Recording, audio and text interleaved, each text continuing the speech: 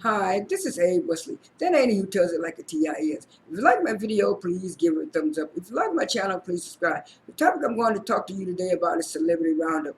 And this week's Celebrity Roundup, I'll be talking about Sharon Osbourne interview with Bill Maher on Friday. I also will be talking about Lizzo DM and Chris Hemsworth while she was drunk. I'm also going to talk about Vanessa Bryant leaving Nike, and I'm also going to talk about the verdict that happened in the George Floyd trial. As I just mentioned, Sharon Osbourne did an interview with Bill Maher on Friday. I really didn't watch it, but I saw a clip of it on different entertainment blogs over the weekend, and I kind of agree with Holly Robinson Peete when she put out a tweet over the weekend saying from what she saw, the clips that she saw, it was more cuddling and more cuddling and sugarcoating than accountability. And she was saying, yeah, you called me and Leah Remedy disgruntled employees and not taking any accountability for what you did and what you saw. And the little clips that I saw, Holly Robinson Peete was right. Bill Maher and Sharon Osbourne did this so-called coddling and sugarcoating and going around the issue, and it kind of brought me to a conversation that I had with my sister the other day. But I won't go into that.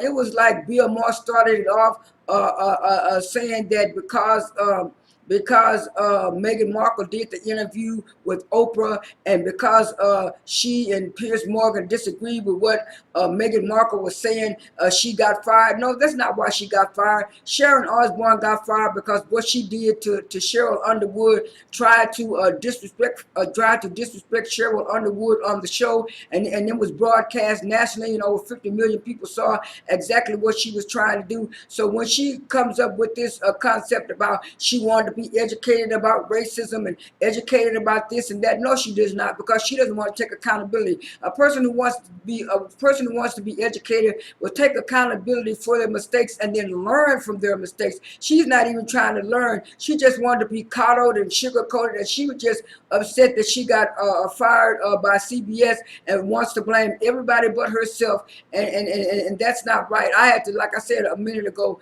it's just certain people. If you don't like Meghan and Harry, that's fine. You don't have to like them, but you don't have to use your unconscious bias and stuff, and stuff just to get away with saying racist things or things that are borderline racism. I don't like these people that try to play both ends against the middle, try to say they're not racist or and stuff like that, when in actuality they have racist tendencies, and that's why she doesn't understand. She just thinks like the old school way of racism. If nobody is writing on your wall or hanging a black person to a tree, well then they're not racist. It's like I said in previous videos, there's so much nuances to racism these days, and it's just like some of these white people do not want to take accountability for anything.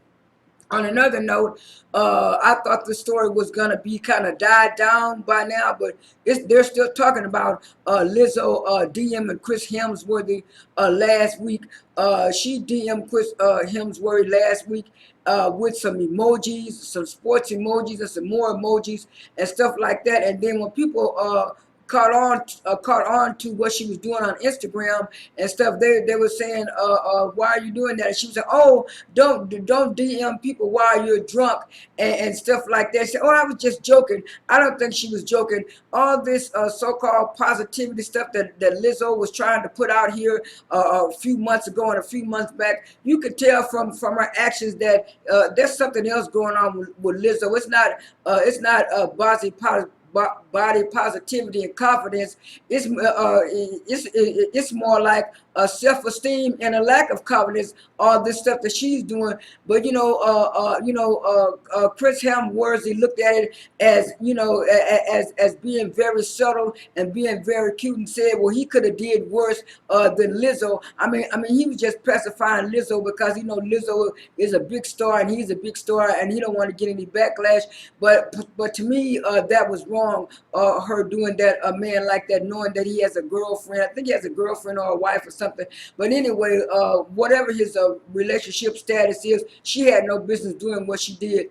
On another note, Vanessa Bryant decided to leave Nike. She said Nike didn't want to honor Kobe Bryant the way she wanted Kobe Bryant to be honored, and stuff like this, since she's been starting to take over all of his business dealings and stuff. So she said the contract was going to be over with anyway on April the 24th. So she said she just decided not to renew the contract, and she's going to go to another company that she thinks is more suited to handle Kobe Bryant's legacy the way she wanted it to. On the last and final note, I was kind of not really watching the George Floyd trial because I didn't want anything to get me upset or trigger me like it did back in 1994 when I watched the O.J. Simpson trial.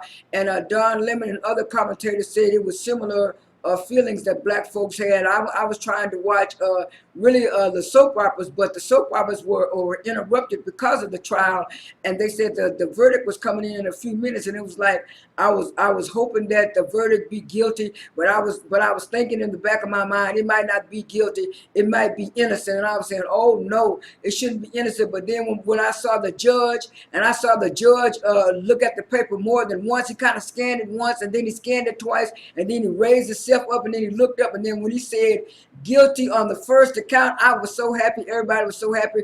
But while I was waiting, like I said, I was anxious. My heart started beating a little fast and stuff. So I'm glad that George Floyd and his family got the verdict and stuff that they needed for the trial, because anybody with common sense knew that putting his knee on that man's neck for 9 minutes, that man wasn't going to survive. So I'm glad they got the verdict that they got. This is A1C. That ain't even tested like a TI is. I am out.